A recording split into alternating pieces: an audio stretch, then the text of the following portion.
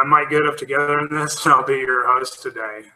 I'd like to welcome you to the Together in This show, where we have conversations to empower people who are fighting back against dementia.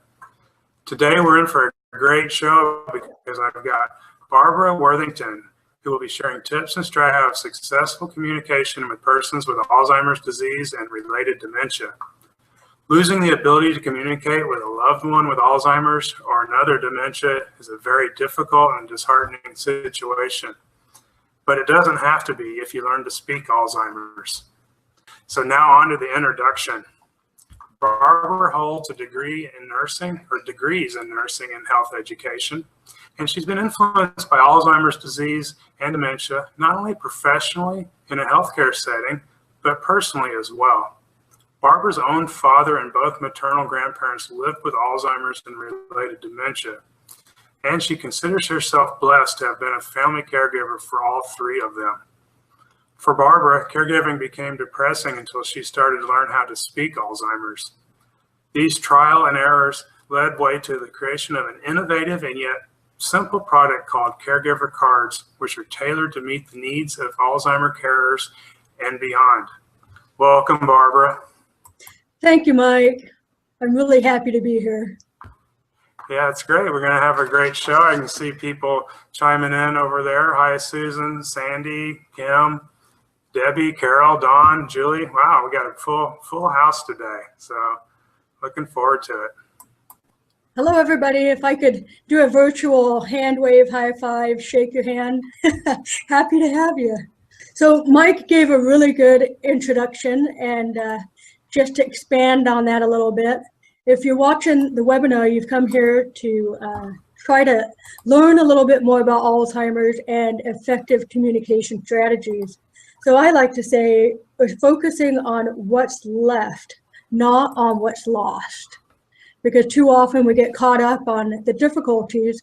Now let's learn how Alzheimer's works, progresses, and what we can do to tailor to the every stage and the needs that we are having as a caregiver. So let's go to the next slide, Mike. The next slide is going to be showing, coming up soon, the anticipation. You guys are just like, what's next, what's next? It's me, no. It's my family. It is why I am having the opportunity to speak with you guys, because Alzheimer's disease has affected my family greatly for 17 years, actually, starting with my grandfather, the chipper gent in the left, the little cheeky picture, which I love. He acquired Alzheimer's disease, diagnosed in 1998, 99, and that was the same time I was getting my health education. So needless to say, I really immersed myself in educating about Alzheimer's disease, learning about it. I started volunteering with the Alzheimer's Association. I couldn't get enough of the knowledge. So I had a lot of book smarts, if you would. Well, unfortunately, life has a way sometimes of repeating itself. And 2006, my grandmother, so my maternal grandmother, they were married. She acquired Alzheimer's disease, and she was on hospice for a while, and she actually beat hospice. So we just couldn't stand putting her into a home. So we thought, you know what, we'll just bring her home. And so I became her full-time caregiver. So I'm sure many of you can understand that you might think you know a lot about Alzheimer's and education, but until you've been a caregiver, wow, you really do learn a lot. I had now street cred is what I call it. And it was a real learning experience, and I wouldn't trade a day of it, even though it was definitely frustrating at times. So then, as recently as 2013, my father acquired brain cancer again. The second time in his life, he had brain cancer. And the first time was 30 years ago. And we kind of shocked that it would pop up again, but it did. And even though he had dementia, his dementia was different than Alzheimer's. He had similarities, but the location of his cancer gave him frontal lobe dementia. So again, everything that I kind of knew kind of got thrown out the window a bit. I could apply some skills, but definitely had to approach him differently with processing and emotional. But again, very, very rewarding, and not a day goes by that I don't miss all three of them. They have all since passed, and Dad as recently as November. And so you might be asking, how can someone handle all this? And I find solace in the opportunities that it has presented, like speaking with you all and sharing my journey and advice and tips, and hopefully giving you comfort in the fact that you are not alone. So let's go to the next slide. Just briefly talking about that journey, all of these experiences, if you would, gave way to the idea of what Mike alluded to, caregiver cards. And caregiver cards I started in 2012.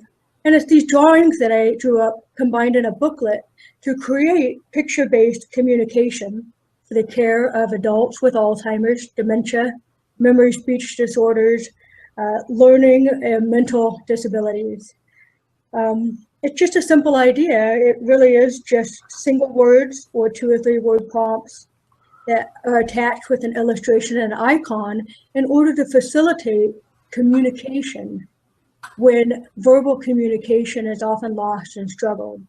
And you know, that's the blessings involved in the life situations. You never know why you're thrown a task, and I like to think that this is a good example of trudging through and making the most.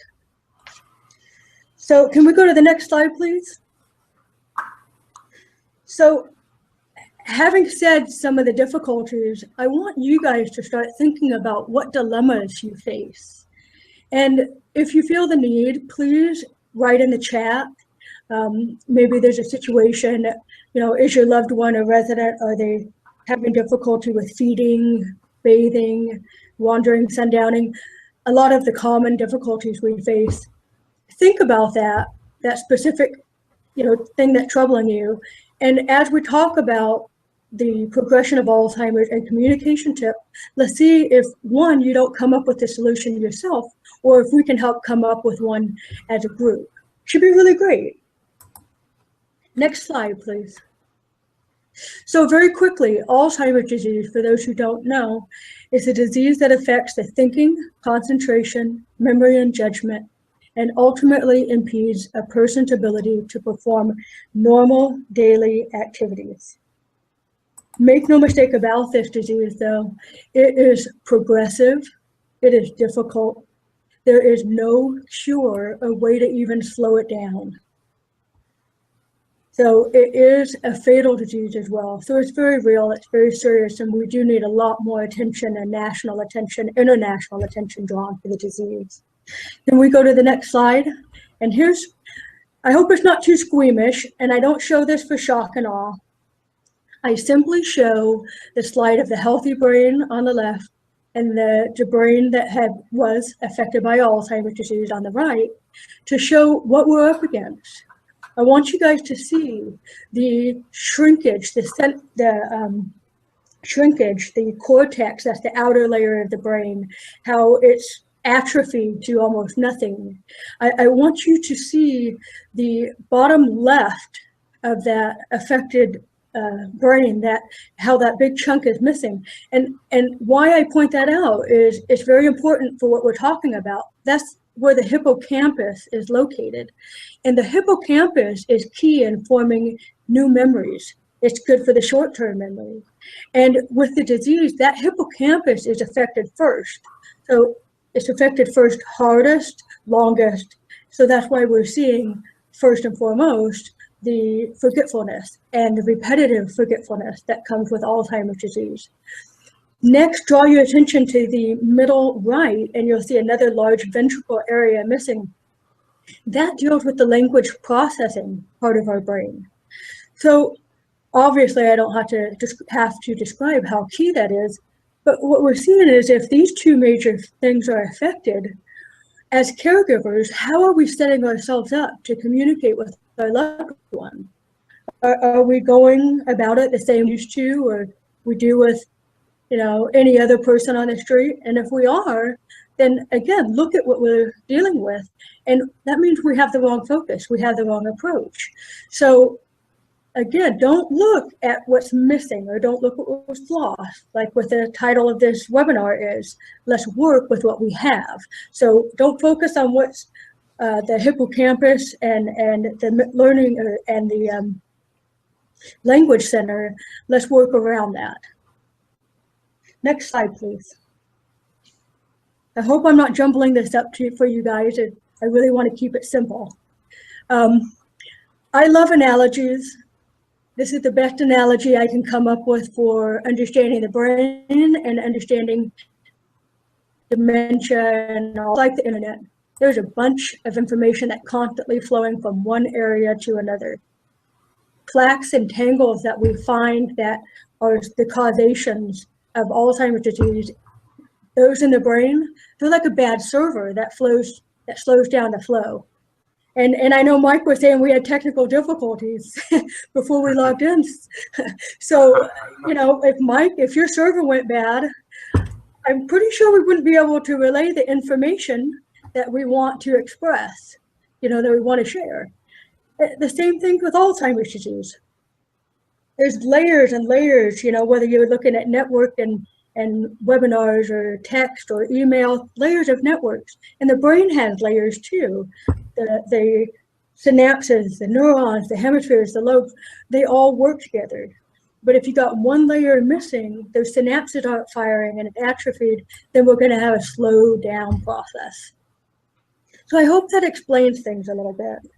Can we go to the next slide? Had to take a drink of water there. So Alzheimer's disease, the best way for me to understand what is affected is the 4 A's of Alzheimer's disease. We see amnesia, or of course, change of memory. So short-term memory and then eventually long-term memory. We also see aphasia, which is language or communication, the difficulty, the forgetting the words. However, I stress that people can nonverbal communication, and we'll explore some of those tips. Agnosia is the difficulty with sensory. The 5 senses are often misinterpreting what's going on around them. It's the inability to recognize common objects, people, or sound. So that's why you might be their sibling, their spouse, their child, their long-lost friend, their long friend, and they can't recognize you anymore. And then finally, apraxia is difficulty with movement or your motor skills. That's where we see the activities of daily living, the shuffling gait, and the unsteady balance issues. So the 4 A's of Alzheimer's is a really good tool to help understand how the brain is being affected. Can we move on to the next slide? Sure. Thank you. So Alzheimer's, I'm sure that we've heard of stages of Alzheimer's disease, and no one needs to get caught up in what stage you prefer. There is the 3 stages where it's mild, moderate, severe. I happen to prefer, though, for myself, the 7 stages of Alzheimer's disease, because it kind of breaks it down.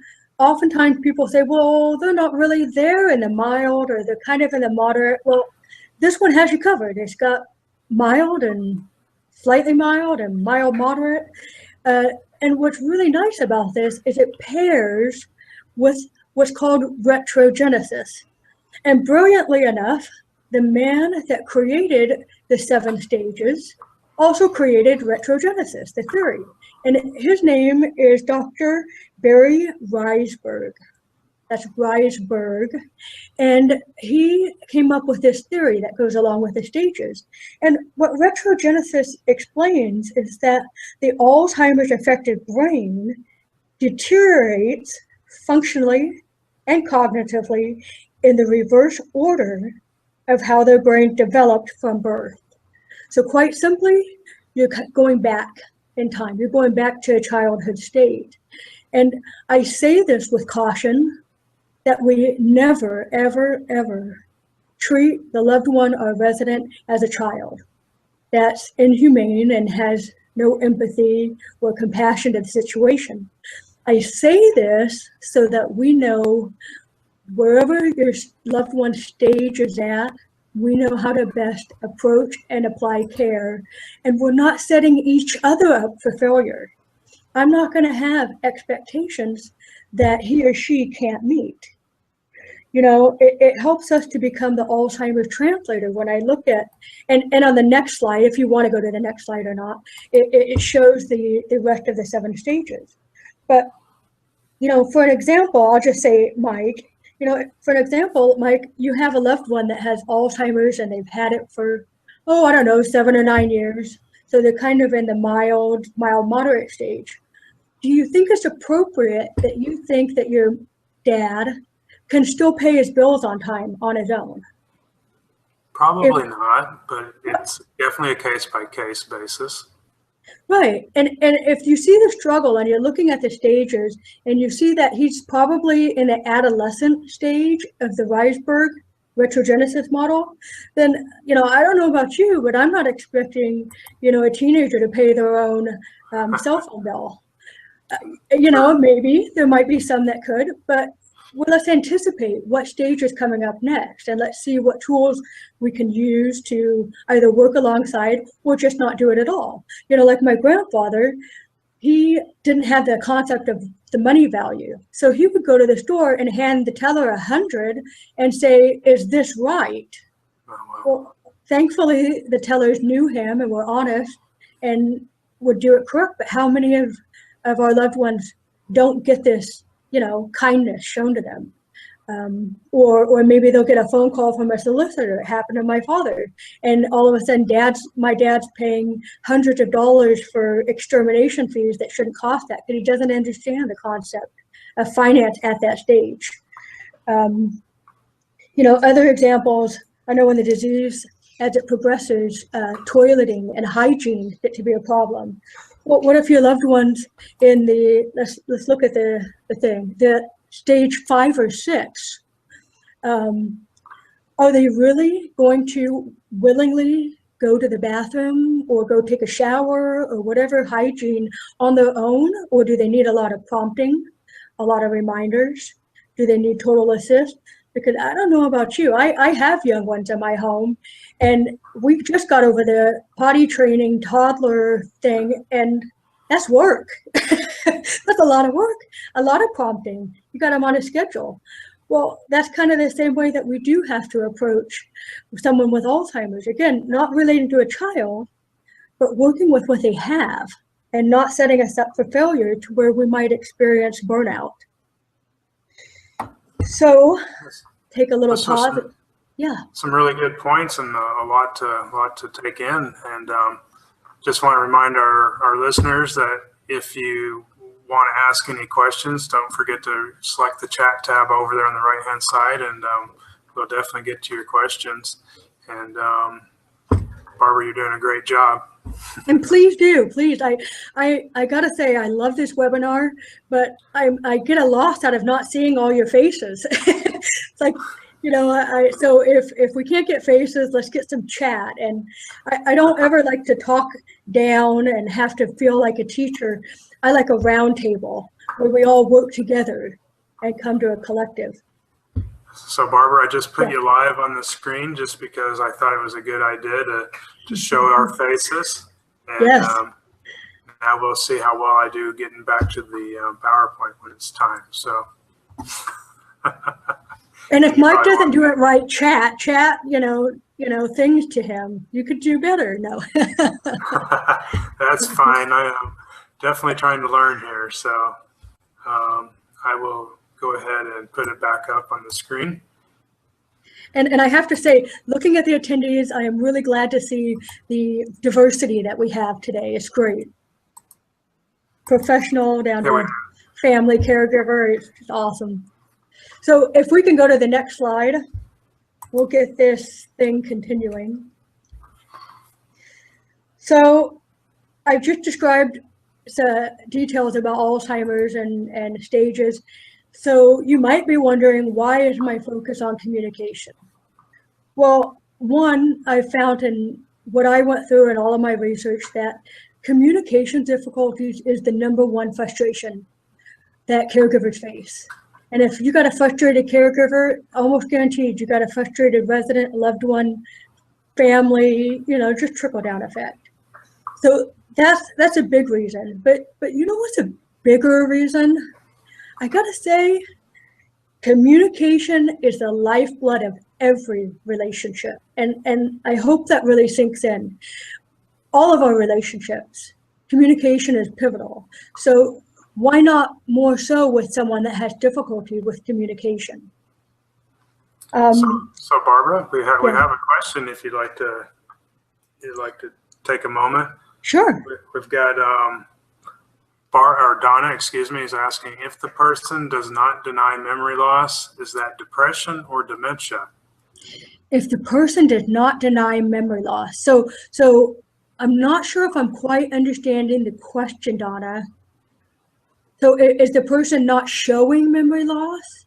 Maybe we mean Because you know what you're actually saying can coincide, because Alzheimer's, I say Alzheimer's because it's the most prevalent form of dementia, but dementia is an umbrella term. Dementia encompasses tons, I shouldn't say tons, that's not true, many different types of diseases that fall under dementia. And you can actually have dementia related to depression. So Lewy body, someone just said Lewy body, another type of dementia, and they're all similar in that they share what dementia is, but they all can have different factors, which different way of approaching. Like in my father's case, his was a different set of skills I had to learn than I had to learn with both grandparents. So I don't know if I can answer that question until I understand more, but I hope that I explain that depression can be a type. You can have depression-related dementia. So communication, like I say, is the lifeblood of every relationship. So our goal right here is to work alongside of the disease, focusing again on what's left, not on what's lost. So let's go to the next slide and learn a little bit about what communication is. So communication is simply how we receive, interpret, and express information. And for you and I right now, that cycle should be running pretty smooth. For someone with dementia, that cycle doesn't exist that well. They might be able to hear but can't process. They might not be able to understand a command, or there's too much information being relayed from the process. So one, we do need to find a different communication style. And one way to look at it is, what is communication made of? That if we're focusing on just speaking and the words for our communication style, we're missing the mark when it comes to communication in general and caring for Alzheimer's. Because right here on the graph, you'll see that majority is body language, then there's tone of voice, and then your words. And some people argue about the percentages. I don't care about percentages. I care about what majority is made up, and knowing that words account for very little. So let's not focus on words. Let's focus on how we say it, how we approach. I'm hoping that makes some sense. We need to understand this. Even for myself, I have a hearing disability. I can guarantee you I'm not paying attention to your words as much as I'm paying attention to your face and the tone of voice. And I can gather a lot more information by doing that. And folks with Alzheimer's can too, because part of their brain starts shutting off with the processing part. So they're going to use and utilize their other skill sets, and one of which is definitely a little more attention to detail. So the next slide, please. So I always like to say, when you've met one person with dementia, congratulations, you've met one person with dementia, because this disease varies. Our brains are all unique. I'm an identical twin, and my sister and I are so far apart on our thought processes and our likes and dislikes, and yet we share the same DNA. So the brain, as beautiful and unique as it is, we need to have the same approach to care. We need to not have a cookie cutter approach and thinking that everything fits the same box. Even the steps that I'm going to tell you, some of them might work, some of them not. Clearly, probably not all will work for every individual. So let's take a person-centered approach and find out what they like, their dislikes, their hobbies, careers, their families, what was their fears and triumphs. And seriously, we will then find out what and how we can offer them a meaningful and motivated way of life, regardless of what stage they are in. An example, and if I can backtrack.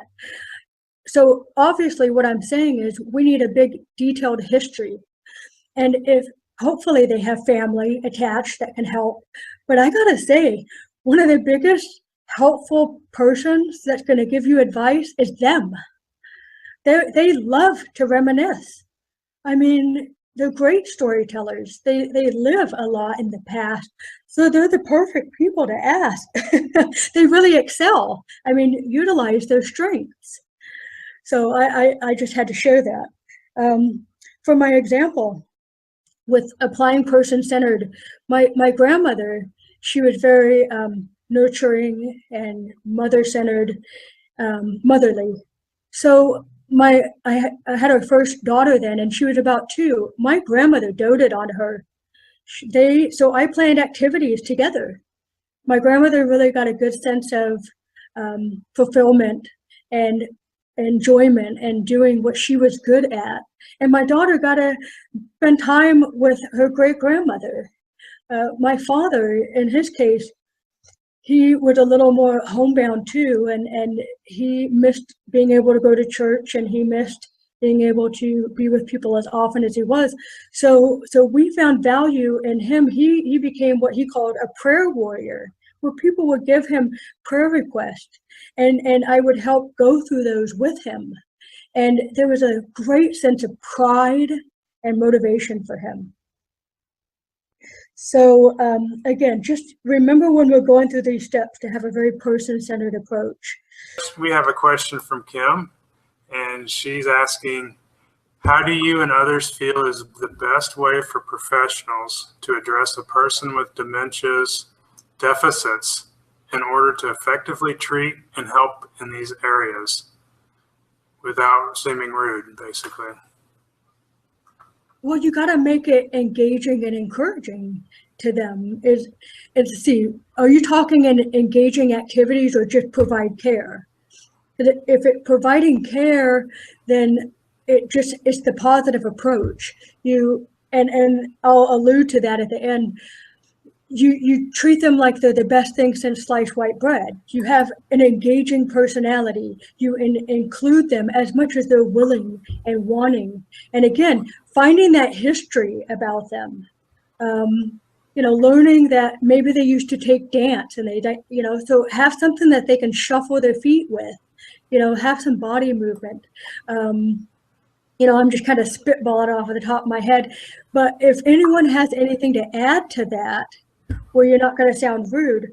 The other thing I might say is you give leading or guided questions. So you don't have an overbearing approach to where they feel that they're out of control, that you presenting a couple options, but only a couple, and letting them have a choice. And then that way you can facilitate the progression to the next thing that you're doing or whatever you're wanting them to do. So as I can answer that right now, and what's really neat, the things that we're going to do right now with the next slide, if I can get going, are going to help hopefully address those questions. So the step-by-step is what I call these snazzy communication tips. And you can find tons of tips online at the Alzheimer's Association, many places, and oftentimes they say 10 tips, 5 tips, so on. Well, I found a sneaky way to make my 10 tips, because if you look, step by step is actually 10 letters. I don't remember things in numbers. I remember things in mnemonics. So I hope this works for some of you, the mnemonic tool. So let's go to the next slide. And we're going to learn what the S stands for in STEP. And because I am a simple mind, my first one is STEP. Why not? It's step by step. My first word is STEP. And STEP, it means one idea or direction at a time. When you're talking with this person you're giving care, you're not going to give a multi-step explanation. One step, one and done is what I like to say. Then once that's processed, go to the next step. If anything else, if you're saying anything else, the process is lost. I want you guys to hear that. If you say more than one step at a time, I can almost guarantee your whole process is lost. They can't retain what was first said if you're giving them 3 steps. The example that I use for step by step is in making a peanut butter and jelly. Sounds simple. Seemingly it is. However, I might make a peanut butter jelly different than you. You have a unique way. I have my way. Heck, my daughter has her way. But beyond that, when I'm meeting with the group, I'll bring in this peanut butter and jelly, and I will find the person in the audience that looks the most scared, single them out, and they get to be working alongside of me. They get to be the caregiver. And I don't tell them that yet. I just say, show me how to make a peanut butter and jelly. And then I add, oh yeah, and I have dementia. Now how are you going to tell me? So you have to, break it down step by step.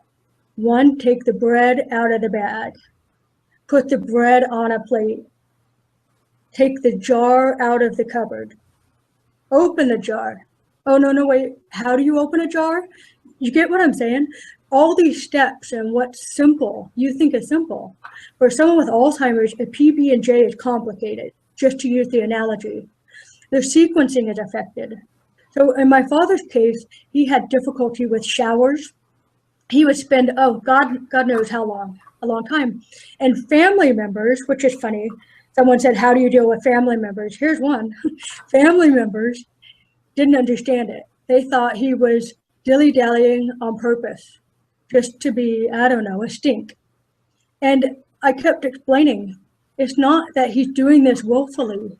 It's steps. He doesn't understand the sequence, what happens next. I take my clothes off. I get into the shower. What do I do next? How do I address the hot? How do I address the cold? How do I know if I've cleaned myself? How do I know? You get the idea? So we're breaking this down into steps. And as I leave this tip, I want you guys to hear and write it down somehow. Reduce the steps to get the message across. Eliminate conjoining words, eliminate filler words, make it simple, short, and sweet. Use the visual picture cues for a prompt if you have to. Short and sweet. Next slide, please. So now we'll go to the T in STEP, which is take your time. Oh my, talk slow, speak slow, approach them slowly. Tell them what you are going to do before you do it, one step at a time though. Take your time. If you rush them or anxious, they will feed off of that. They are, and people with sensory disorders in general are emotional barometers. They can sense your mood before you even know you have a mood. I had a good opportunity to speak with this amazing man, Michael Ellenbogen. If any of you know him, Michael Ellenbogen has younger onset Alzheimer's. So the Alzheimer's symptoms starts at a younger age, and he was experiencing symptoms at the age of 39 and was diagnosed at 49. And he's an amazing man. He is an advocate. He's on so many advisory boards, national Alzheimer's projects. Anyways, if you want to know how to communicate with someone with Alzheimer's, ask the person with Alzheimer's. When people communicate with you, fill in the words for me. You're taking away the opportunity for me to complete it on my own, for me to engage socially, and I tend to withdraw. So I don't know, guys, if that doesn't impact you, then maybe it's the wrong webinar, because that just, to me, really sunk in, to take your time. Also, when you're visiting, take your time with them, quality time, don't rush it. Don't feel the need to fill silence with talking. All right, let's move on to the next one. Have quality time with your loved ones or your residents. Don't rush it, because don't fill the void with silence with words either. Just appreciate the moment, because before you know it, sooner rather than later, they will either be at the next stage where it's even more difficult, or they're gone. This disease is progressive, it's fatal. So don't rush, enjoy what you have. That was my emphasis.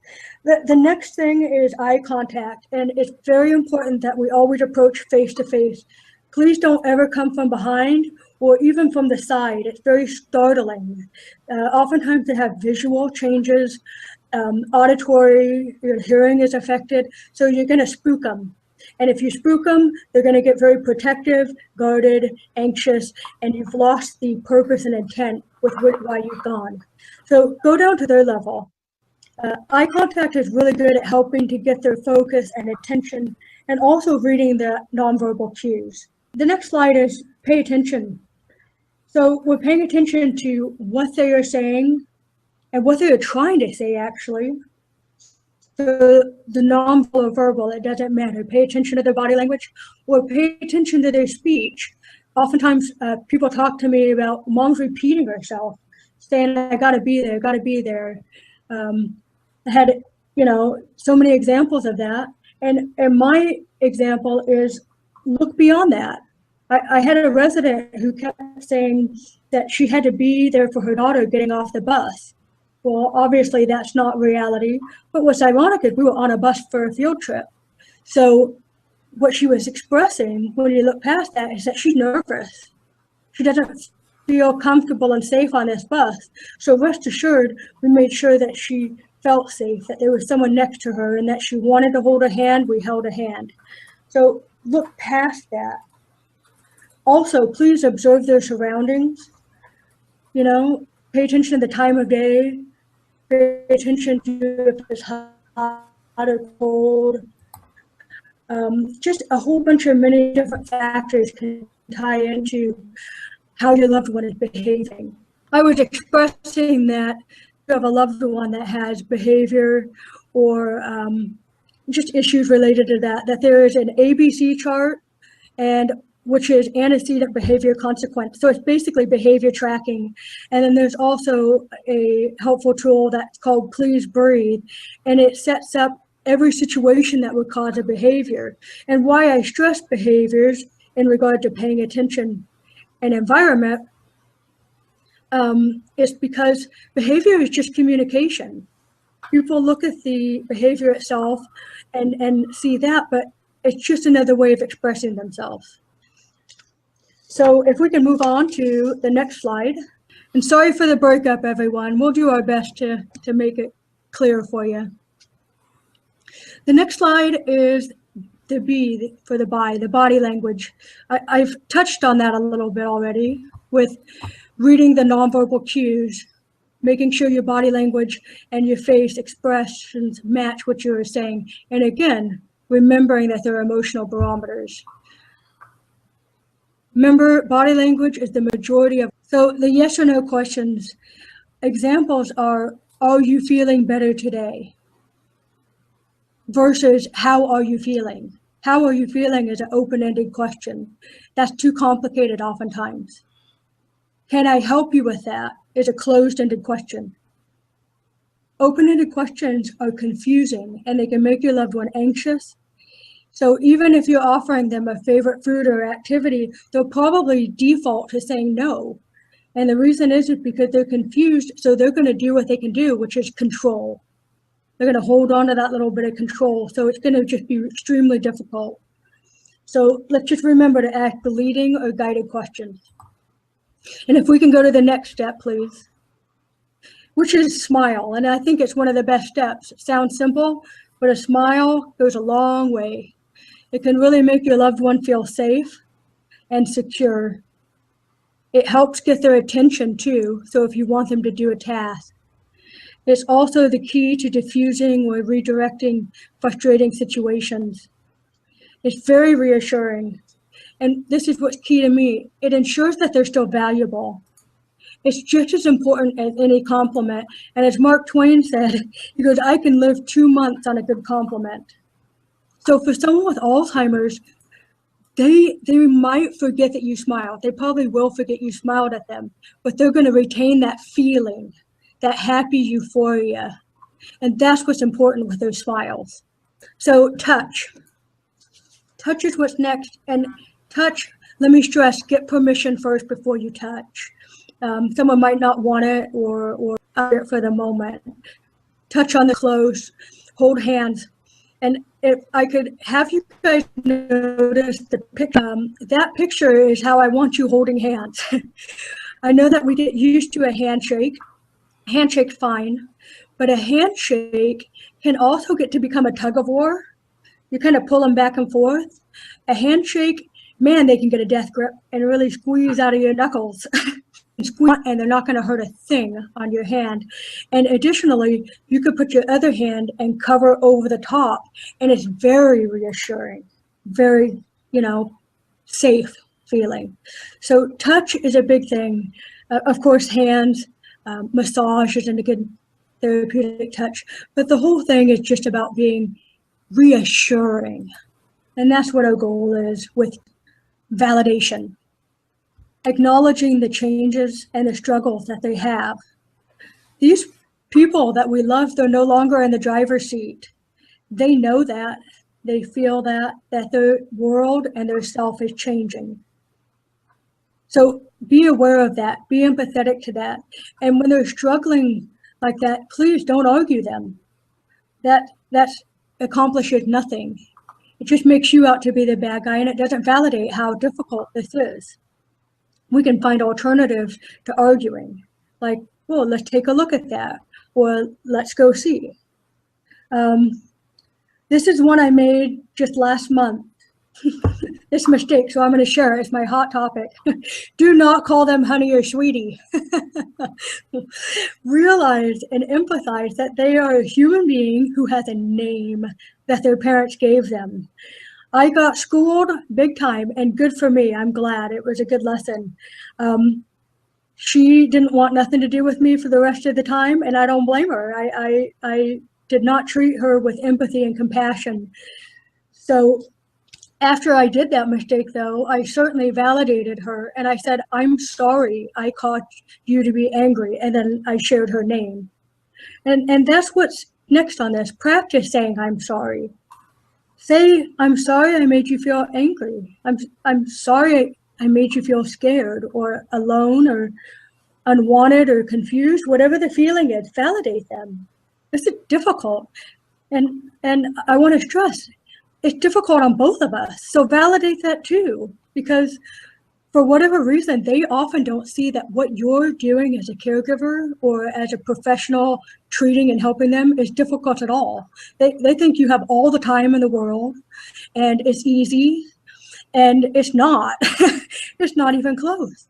So I had to tell my grandmother often, and my dad at times, I'm sorry, this is difficult. To say it's difficult for myself too. And that's okay. It's not going to shame them. It's just letting them know that you know that this whole thing is difficult. And let's go on to, I believe, yes, it's the last tip I have.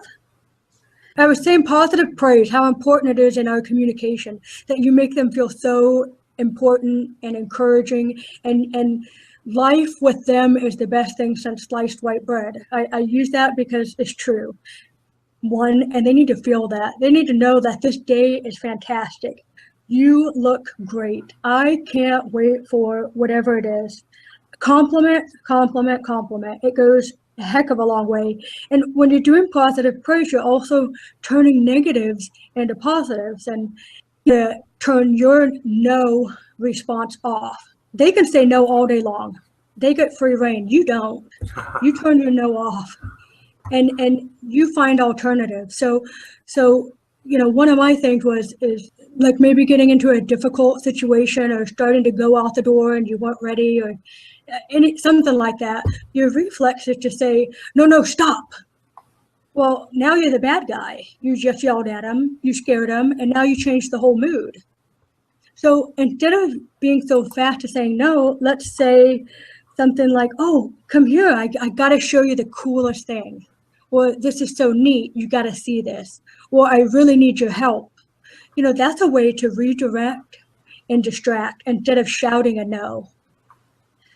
So it's using those positive suggestions with simple redirections. One thing that I got to say out of positive praise that I learned that I'm never going to forget is Teepa Snow. If any of you are familiar with Teepa Snow, it's a fantastic Alzheimer's educator and advocate. And she said something that just rocked me when she said, "Tell me about it." Just that phrase alone opens up so many doors. So if you have a loved one or a resident that's agitated, in my example, my grandmother always thought myself, my husband, my mother was stealing stuff. Oh, I saw, he stole it. Well, most people want to say, no, that didn't happen. Don't. Say, tell me about it. Open up that communication. So now you're starting a conversation, even if they repeat, just say, tell me about it. Tell me about it. And you will redirect them and get off the subject. And I don't mean to sound, I hope this doesn't sound cruel. It's working with the disease anyways, because they're going to forget. Their short-term memory is affected, remember. So when you facilitate, tell me about it, you're allowing them to get that feeling. The stealing was anxiety, or maybe she really felt she lost something. So we're getting that feeling to be expressed and not putting them under the gun and making them feel insecure. And then the disease will take over and they won't remember what they were agitated about anyways. So tell me about it is a valuable tool to have in your caregiver toolbox. So I got to say that leads us to pretty much the end. We're kind of going back to our questions, and I got to say, tell me about it. Tell me about if there's any dilemmas that we can approach or answer or hopefully find a solution for. So Barbara, we do have a question I've had queued up here from Dawn. Okay. She's asking, says her, trying to find it. Father has a hard time putting words together, so he gets quiet and sleeps a lot. How can I help him not isolate himself? Sure, yeah, he's withdrawing. It's that isolation because he senses that he has difficulties. So, like you don't have to use the caregiver cards, but to use it as an example, that helps give your loved one a voice. It's a visual communication so that maybe they can point to an object that they want. Just make any type of a picture book. Give them the ability to facilitate a little communication. If he's still able to write his thoughts or words, give him a pad and paper. Find activities that bring him out of the shell instead of the retreating. And I do understand the retreating and the isolation, and it's difficult and it's gut-wrenching, but finding a way that they can have a voice and feel empowered and valuable and appreciated. And I am more than welcome and willing to answer any questions. I don't, if they're related to caregiver cards, that's great, of course. If I didn't believe in the product and feel passionate about it, I wouldn't, be doing all of this. It's, the thing that reason why I made that is because I've been in your shoes. I know what struggles there were, and I certainly didn't make the cards while I was caring for my grandmother. There wasn't enough time in the day. So, hey, Mike, can you go back 2 slides? Back to the picture of my grandmother and family on there, because I want to, one, it's a darling picture, and I think the whole world should see it. I'm proud of my family, and I'm proud of that beautiful lady in the middle, my grandmother, who I don't see dementia, and she had dementia and she was on hospice. This was right before she graduated hospice. But I see a woman that brought in 4 generations, and that 4 generations is in that room. That's my mother sleeping, caregivers, we get what sleep however we can, sleeping in the back. That's my daughter, so her great grandbaby, and I'm taking the picture. And the look in her eye is she's so connected to us, and she's still valuable, and she still has that mother hen. And this whole job isn't easy, guys. I want to validate that. It is difficult. It's not even close to easy, but my God, it's rewarding. If you're burning both ends of the candle, trying approaches that aren't going to work, you might not see the rewards, but hang in there. Try a few of these, start a dialogue with somebody else, get some help, and really appreciate the role that you have in the moment as a caregiver for as long as you can. Don't ever overdo it. I just got to say that just not to get a little preachy on this, but just to share the passion. This is more than a business. I'm more than a business owner. I'm more than a product developer. I consider this a ministry, because I know the struggle that you're dealing with today is developing the strength that you're going to need for tomorrow, each and every one of you. And one of the things that I draw strength in is in knowing God's word for me. And I got to share this 2 Corinthians 1:3-4. And I don't mean to offend anyone, but it just brings comfort. Praise be to God, the Father of compassion and comfort, who comforts us in all of our troubles, so that we may comfort those in any trouble with the comfort we ourselves receive from God. And that's pretty much what today has been about, that Mike and I got together and want to share our journeys and offer you comfort, and letting you know, like Mike's awesome name, that we're all together in this. So that's my little speech, and my passion bubbles close to the surface. So I just really want to end my ranting on that is that it's difficult, but you're going to be okay. You really will. No, that's wonderful advice, Barbara. And